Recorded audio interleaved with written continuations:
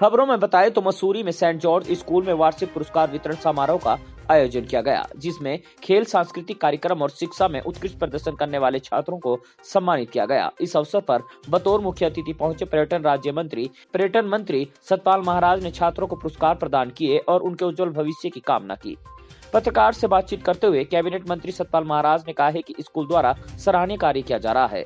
इससे छात्रों का उत्साहवर्धन होगा और वह देश का भविष्य है। आने वाले समय में यही देश के उच्च पदों पर आसीन होंगे, देश की सेवा करेंगे।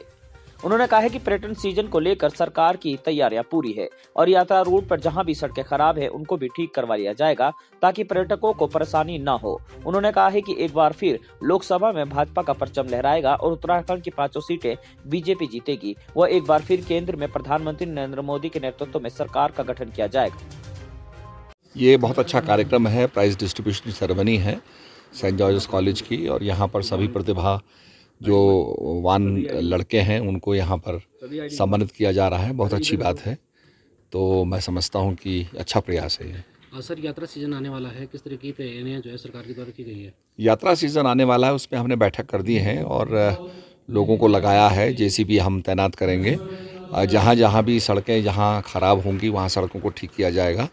तो पूरी हमारी तैयारी हो चुकी है और एक पूरा प्रशिक्षण जो है हम उसमें ले चुके हैं और पूरी जानकारी हमने प्राप्त कर ली है और निश्चित रूप में यात्रा ठीक चलेगी। और 4 धाम के साथ साथ हमारी हेमकुंड साहब की यात्रा है जो भी शुरू होगी। इसके लिए भी हम लोग विचार कर रहे हैं, ऑल ट्रेन व्हीकल्स के लिए विचार कर रहे हैं और घोड़ों को गर्म पानी उपलब्ध हो उसके लिए भी हमने हिदायत दी है। बहुत सख्ती इस समय की है कि जानवरों का शोषण ना किया जाए।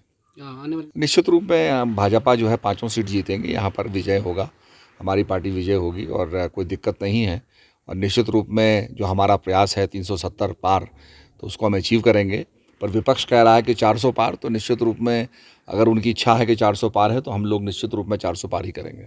अब आपने मुझे बताया है, उसकी जानकारी मैं प्राप्त करूंगा क्या उसके अंदर है, और वो हेली सेवा जो है वो होनी चाहिए, क्योंकि यहाँ भी मसूरी में आकर्षण केंद्र होना चाहिए जहाँ से लोग जो है जायरोस्कोप से चले जाएँ। जायरोस्कोप के लिए शायद कोई परमिशन की आवश्यकता नहीं है, पर फिर भी आपने मुझे बताया है, उसकी जानकारी मैं प्राप्त कर लूँगा। सर, आने वाले समय में हम लोग स्टार गेजिंग को प्रोत्साहित कर रहे हैं, होम स्टे को प्रोत्साहित कर रहे हैं। हमने अभी अपनी कैबिनेट के अंदर जो है जो 6 कमरे का होम स्टे चला रहे हैं उसको बढ़ाने की बात कही है और इससे हमारी जो रहने की जो व्यवस्था है वो बढ़ जाएगी। और इसके साथ साथ स्टार गेजिंग का हम कर रहे हैं। अभी कल ही हम लोग शिलान्यास करके आए, एक प्लानिटेरियम का हमने पौड़ी में शिलान्यास किया।